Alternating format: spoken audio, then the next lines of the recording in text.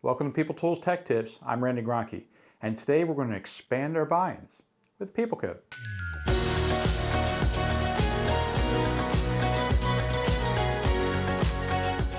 Hi, I use PeopleCode a lot, and I had the need the other week to use SQL, but I had to format that SQL with data coming in through the component before it actually went out to the database.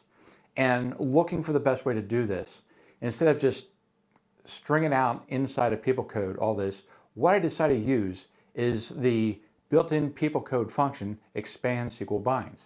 Well, looking it up in PeopleBooks, I've also saw another function there that said ExpandBindVar, which they look really similar with the same parameter base, basically one parameter in there.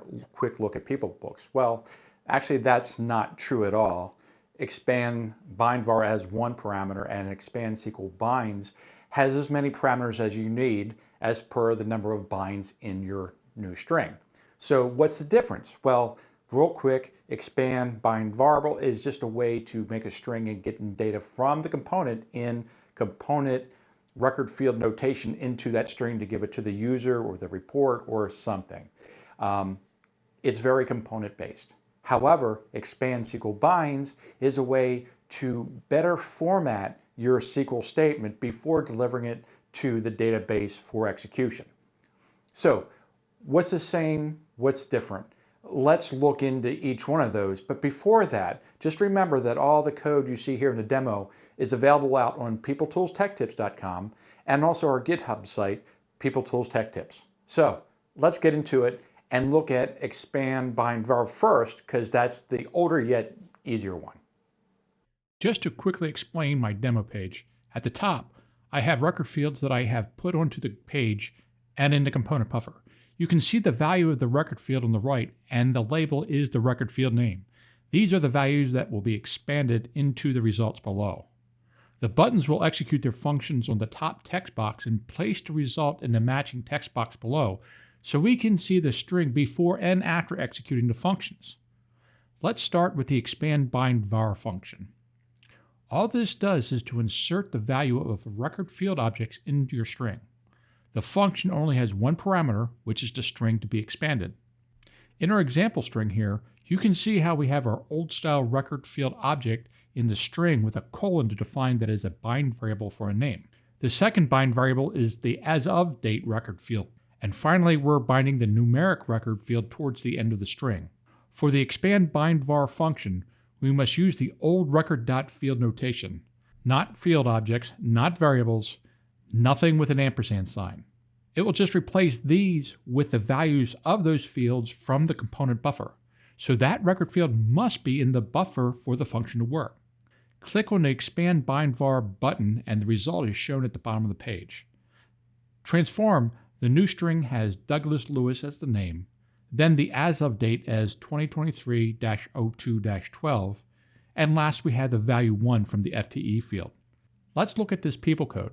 We store the value of the first text box in the result string variable. Then we execute the ExpandBindVar function on the result.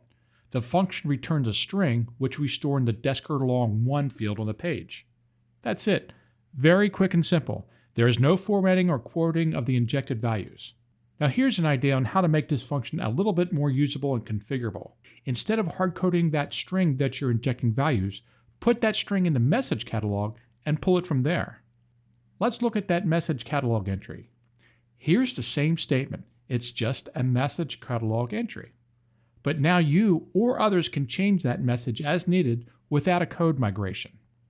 The PeopleCode is pulling the value of the message catalog explain text. We still need the record fields to be in the buffer, but we can change this message as needed. Let's see that work on the page.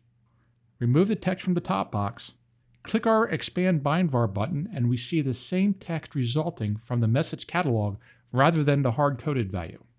Now let's talk about ExpandSqlBinds. This is made to expand SQL statements. The differences between this and ExpandBindVar is 1, we have a parameter list on the function. 2, this function is going to format the values. If you have a number or integer, it's not going to put quotes around it. Everything else gets quotes, so plan your SQL accordingly. This is our SQL statement. we're going to replace the values of the bind variables with the data from our page. Notice the bind variables is a number with a colon instead of a record dot field.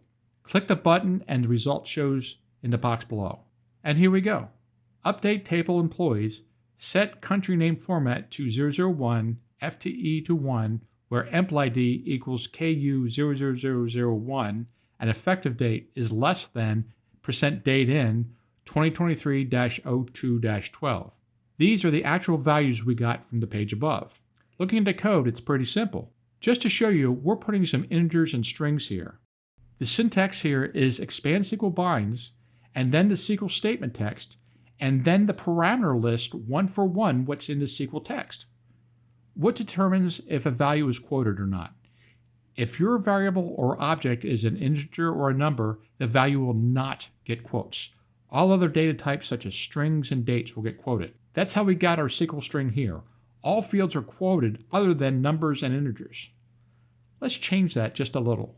Instead of pulling the original SQL string off the page, I'm going to hard code it in the ExpandBindVar statement itself. Save and go back to the page, refresh, and then click the button. Here's our same SQL statement from the same hard-coded string. Let's go back and do the same thing in yet a different way.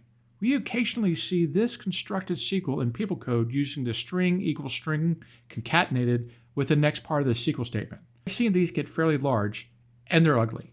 It's just not the best way to do this, but we do see it. We just take the result of that and put it into our ExpandBindVar statement and line up the bind variables. Let's see that work. Back to page refresh. It works again. It's just taking the string and putting the bind variables into it, no matter where it gets that string from. For a better way than string out our SQL, what I like to do where I can is to put my SQL in a SQL object. Then the code looks a little bit more like this. We get the SQL object using the getSQL command, and then we expand our binds on the SQL object's value. Now let's look at that SQL object and we see that it's the same SQL as our previous examples. Back to our browser, refresh, and click our ExpandSqlBinds button and we have the same result, just a lot neater code-wise. Notice here that the SQL binds are putting anything that's not a numeric in quotes. The numbers and integers don't have quotes, so it's not going to do the brute force insert that the ExpandBindVar function does. It's also not formatting the date to the proper format for SQL. You have to do that with a function like %date in. A problem arises when you want to dynamically insert the record name into the SQL statement. Since this function puts all strings in quotes, this is going to break the SQL statement. Let's use a different SQL object to demonstrate this. This SQL object is the same as the previous, but we're trying to dynamically inject the record name using the bind variable. This is going to go wrong for us. This is going to use the fifth parameter, the record name. We'll put that new SQL object into code here. Let's go back to the browser and refresh our page. What's going to happen is that the table name is going to be the fifth bind variable like this. Click the button and we see the result. Update table, but employee is in quotes. That's never going to work in the database. If the table name is dynamic, you have to find another way to inject the table name here.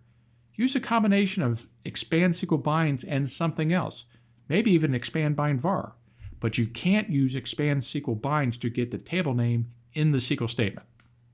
So that's it. They're relatively the same, but you can see they have each their own distinctly different uses inside of our PeopleCode. How are you going to use it in your implementation to make your code clearer, maybe more concise and more powerful? Thanks for watching. Please consider subscribing to our channel, and we'll see you next time here on PeopleTools Tech Tips.